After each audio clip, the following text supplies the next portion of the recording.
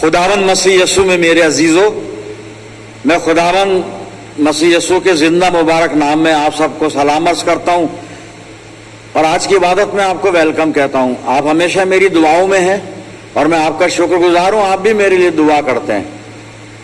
परमेश्वर का धन्यवाद करते हैं आज की अच्छी संगति के लिए। फिर एक बार और मौका मिला खुदावन के जिंदा मुबारक कलाम पर मेडिटेशन करने का।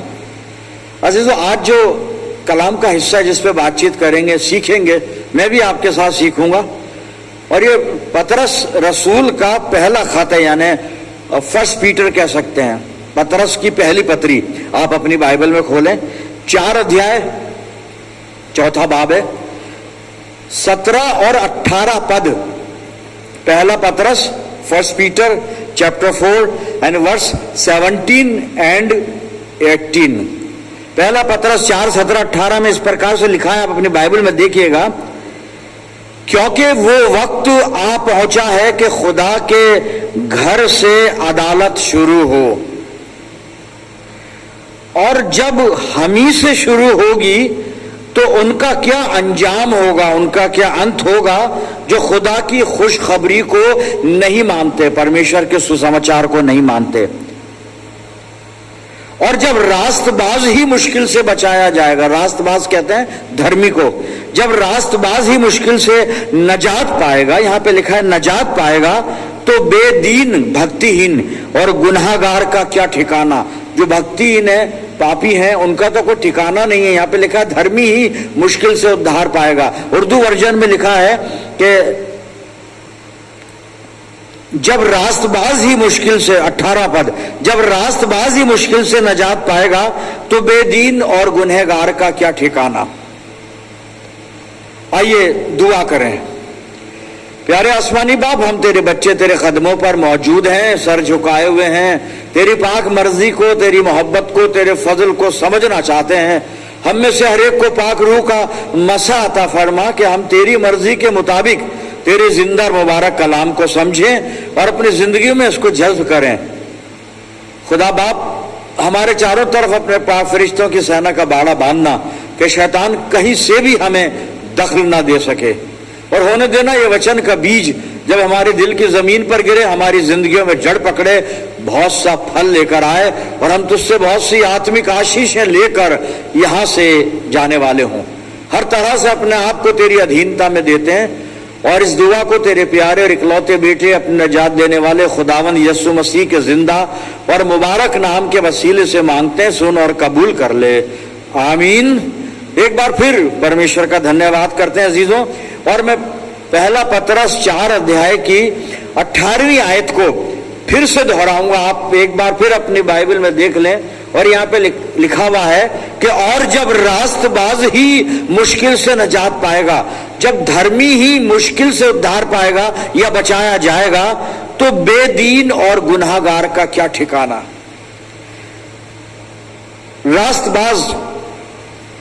रास्तबाज धर्मी व्यक्ति है ना, जस्ट, इसको जस्ट लाइफ बोलेंगे।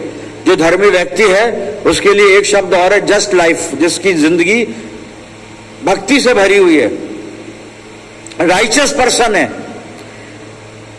गिल्टलेस पर्सन है। हिब्रू वर्ड इसके लिए सादिक है। सादिक सिद्क से बना है, सच्चाई, सच्चा व्यक्ति जो सच्चा है, हर तरह से धर्मी है, भक्त है। तो बाइबल बड़ी विचित्र बात बता रही है कि जब धर्मी व्यक्ति ही मुश्किल से उद्धार पाएगा,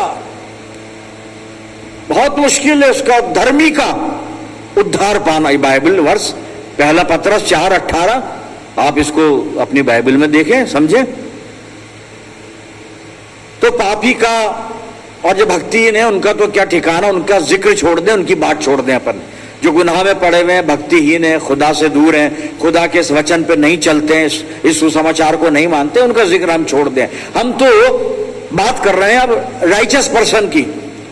और अगर हम सब यहाँ दुआ में बैठे हैं, इबादत में बैठे हैं, खुदावंद के कदमों पर बैठे हैं, और अजीजों यकीनन मैं और आप, हम सब खुदा की बातें सुनते हैं, खुदा की बातें मानने की हर तरह से कोशिश करते हैं, खुदावन के पाक कलाम पर चलने की कोशिश करते हैं, खुदा की मर्जी को पूरा करने की कोशिश करते हैं, ये भी कोशिश करते हैं जिंदगी में कोई हमसे गलती ना हो, कोई गुनाह ना हो, और कोशिश ये करते हैं कुल मिलाकर कि हम धर्मी बने रहें, अच्छे बने रहें, राइचस बने रहें।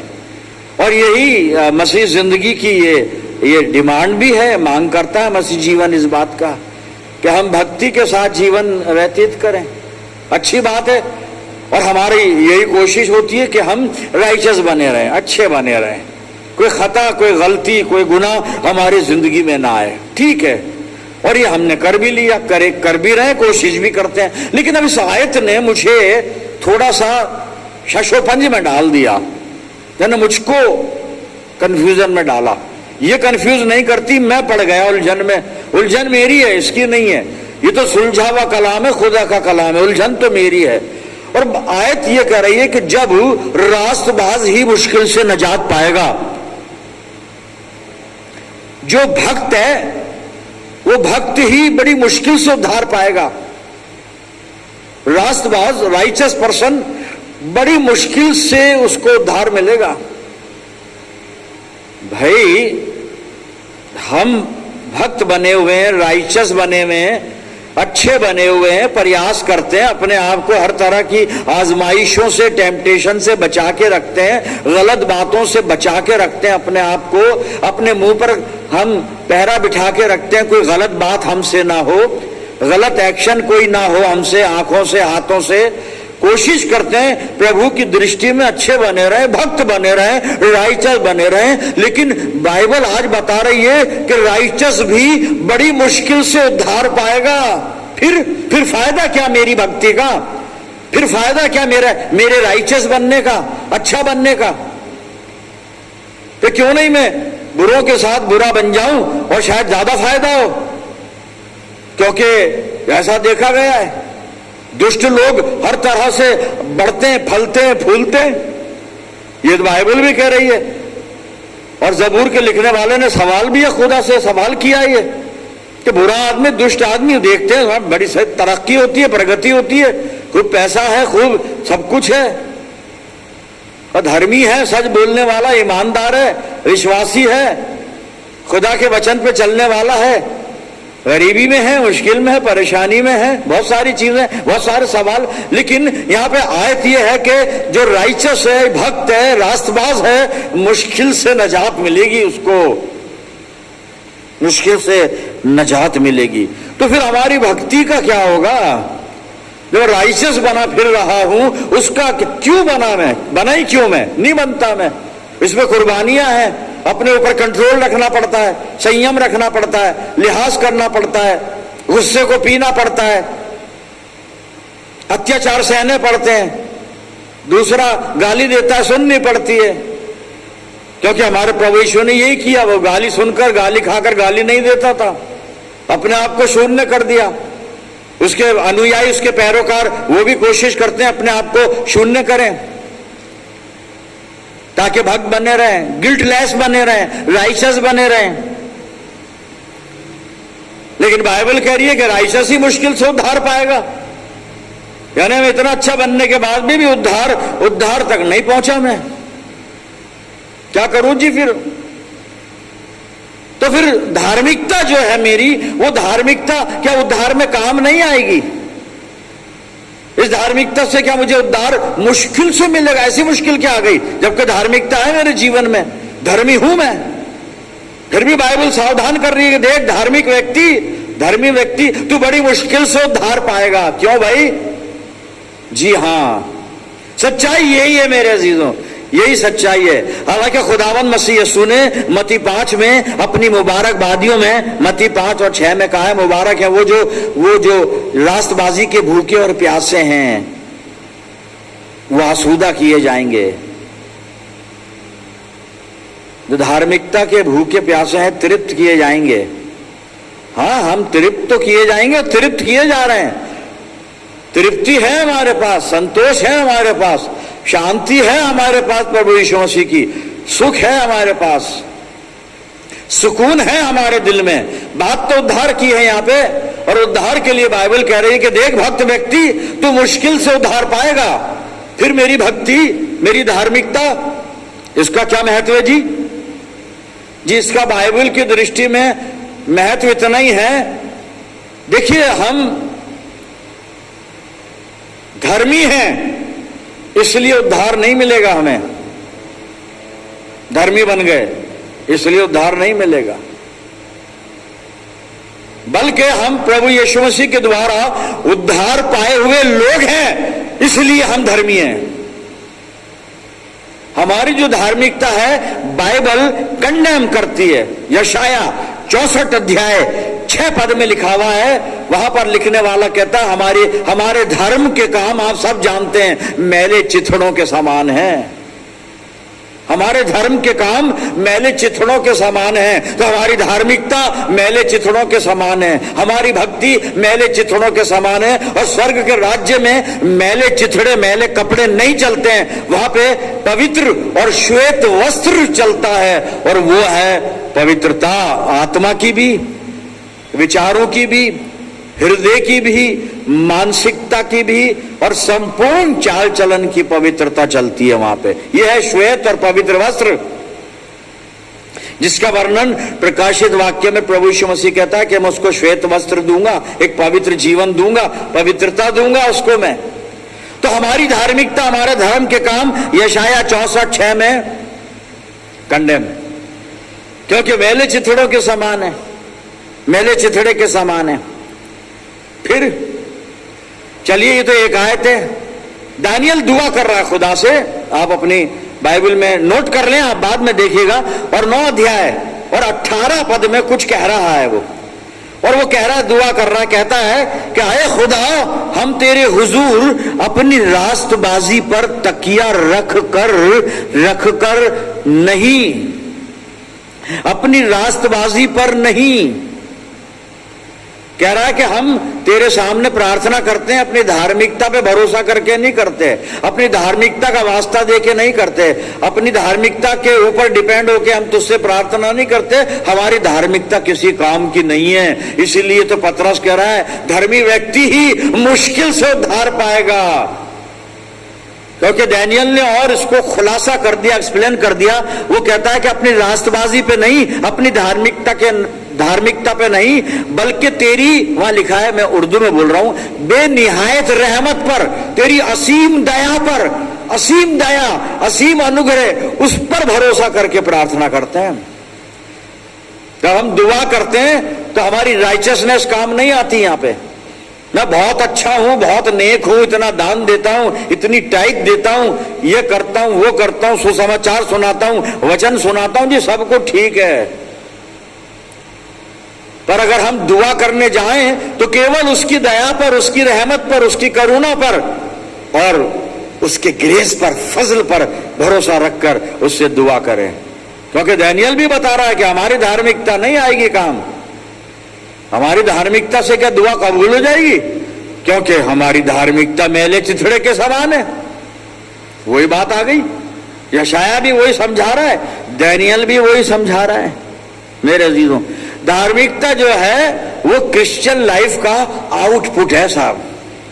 क्रिश्चियन लाइफ पहले आई, मैंने अभी बताया, यीशु मसीह के द्वारा मैंने उद्धार पाया, और जब उद्धार पा लिया तो अब वो सारे धर्म के काम ही होंगे मुझसे, अच्छे काम ही होंगे मुझसे, क्योंकि उद्धार पाया हुआ हूं मैं।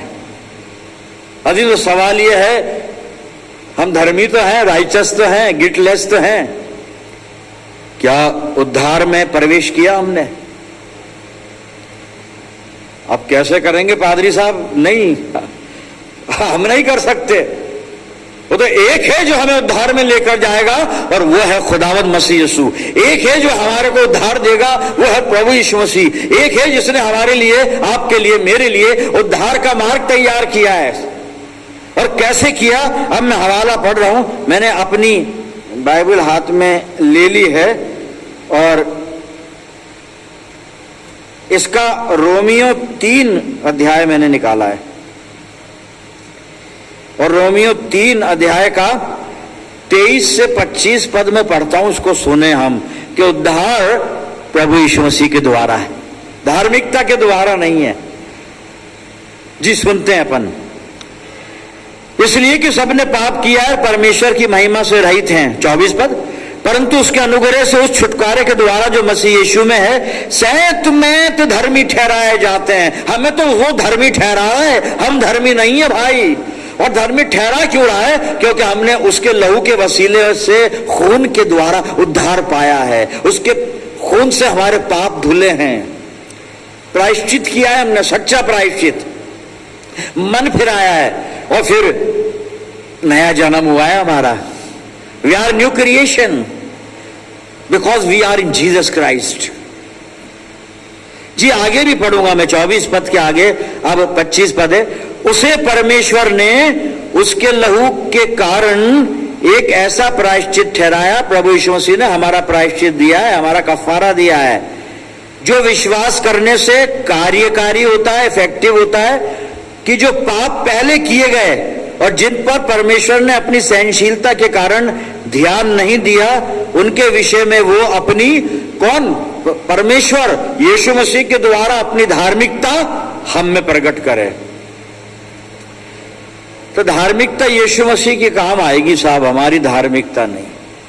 तो उस धार्मिकता को ले लें, यीशु मसीह दे रहा है, कह रहा है मेरे पास आ जाओ, मुझे ले लो। लोगों ने कहा कैसे ले लो? यीशु मसीह ने समझा दिया, कलीसिया को पत्री लिख के, प्रभु यीशु मसीह को पहन लो, प्रभु यीशु मसीह को पहन लो, आ जाएगी धार्मिकता। पुराना मनुष्यत्व उतार डालो, नए मनुष्यत्व को यानी प्रभु यीशु मसीह को पहन लो। जी एक हवाला और पढ़ने जा रहा हूं, कुरिन्थियों की दूसरी पत्री और उसका 5 अध्याय और 21 पद सुनिए। जो पाप से अज्ञात था प्रभु यीशु मसीह, उसी को उसने, परमेश्वर ने हमारे लिए पाप ठहराया। जो पाप से अज्ञात था उसी को उसने, परमेश्वर ने हमारे लिए पाप ठहराया कि हम उसमें होकर, प्रभु यीशु मसीह में होकर परमेश्वर की धार्मिकता बन जाएं। हमारी धार्मिकता नहीं, परमेश्वर की धार्मिकता को पहनना होगा, ओढ़ना होगा, लपेटना होगा।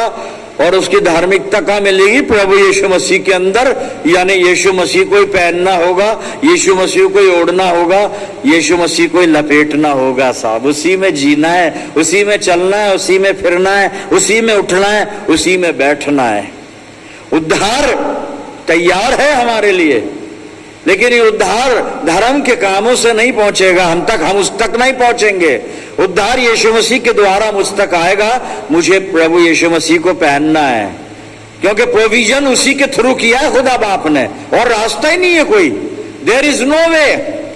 आसमान के नीचे, जमीन के ऊपर एक ही नाम है, खुदावंद मसीह यीशु, जो मुझको नजात तक, उद्धार तक ले जा सकता है। क्योंकि मेरे धर्म के बिहाफ पर तो बाइबल ने कहा धर्मी व्यक्ति ही मुश्किल से उद्धार पाएगा। इस मुश्किल को खत्म कर दें तो हम नहीं कर सकते, ये मुश्किल यीशु मसीह करेगा। बस यीशु मसीह के पास आ जाएं, वही है एक मंजिल, वही आना है, उसके कदमों पर ही आना है और आकर एक काम और करना है बस। फिर उसके बाद दुआ करेंगे। मैं पढ़ रहा हूं, और वो काम क्या है? पतरस की पहली पत्री, पहला पतरस और उसका 4था अध्याय। मैं आपको चाहता हूं कि मैं हिंदी में पढ़ दूं ताकि आप सब समझ लें। मेरे पास उर्दू की वर्ष सामने रखी, लेकिन पहला पतरस 4 सुनिएगा, 19 पद। करना क्या है? पहले उर्दू में पढ़ देता हूं, बड़ी अच्छी बात लिखी है। पर जो खुदा की मर्जी के मुआफिक दुख पाते हैं, खुदा की मर्जी के मुआफिक दुख पाते हैं, वो नेकी करके अपनी जानों को वफादार खालिक के सुपुर्द कर दें। ये उर्दू में था, अब हिंदी में भी मैं पढ़ रहा हूं। पहला पतरस 4 और 19 में लिखा, इसलिए जो परमेश्वर की इच्छा के अनुसार दुख उठाते हैं, वे भलाई करते हुए अपने अपने प्राण को विश्वास योग्य सृजनहार के हाथ में सौंप दें। Commit yourself to the almighty God. अपने आप को परमेश्वर को सौंप दें, खुदा को सौंप दें। आइए खुदा से बात करें, दुआ मांगे। प्यारे आसमानी बाप, हम शुक्रगुजार हैं जिंदा मुबारक कलाम के लिए जो हमसे बात करता है। जो कुछ खुदावंद तूने कलाम का बीज हमारे दिलों में बोया है, दुआ करते हैं हमारी जिंदगियों में बेशुमार फल लेकर आए। आए बाप आसमानी, हमें तौफीक दे कि हम पर अपना प्राण, अपनी अपनी जानों को विश्वास योग्य सृजनहार परमेश्वर के हाथ में सौंप दें। प्रभु जी हमें तौफीक दे, पवित्र आत्मा की अगुवाई दे। मैं दुआ करता हूं तमाम मेरे इन अजीजों के लिए जो मेरे साथ दुआ में हैं, इन सब अजीजों पर तेरी शफकत, रहमत, बरकत का साया हमेशा बना रहे। खुदावन हम सब मिलकर पूरे जहान के लिए दुआ करते हैं और इस पूरे जहान में हमारा MCI भी है, इसके लिए भी दुआ करते हैं। रहम कर हम पे, रहम कर खुदावंद, अपनी बादशाहत को कायम होने दे और बढ़ने दे, फलने दे, फूलने दे। सारी बातों में अपने आप को तेरे अधीन करते हैं पिता परमेश्वर, और ये प्रार्थना तेरे प्यारे इकलौते बेटे अपने उद्धार करता प्रभु यीशु मसीह के जिंदा और मुबारक नाम के वसीले से मांगते हैं। सुन और कबूल कर ले, आमीन। अब हमारे खुदावंद मसीह यीशु का फजल, खुदा बाप की मोहब्बत, रूह पाक की रिफाकत, शिराकत हम में से हर एक के साथ, तमाम ईमानदारों के साथ, हमारी सब कलीसियाओं के साथ अब से लेकर हमेशा तक होती रहे, आमीन।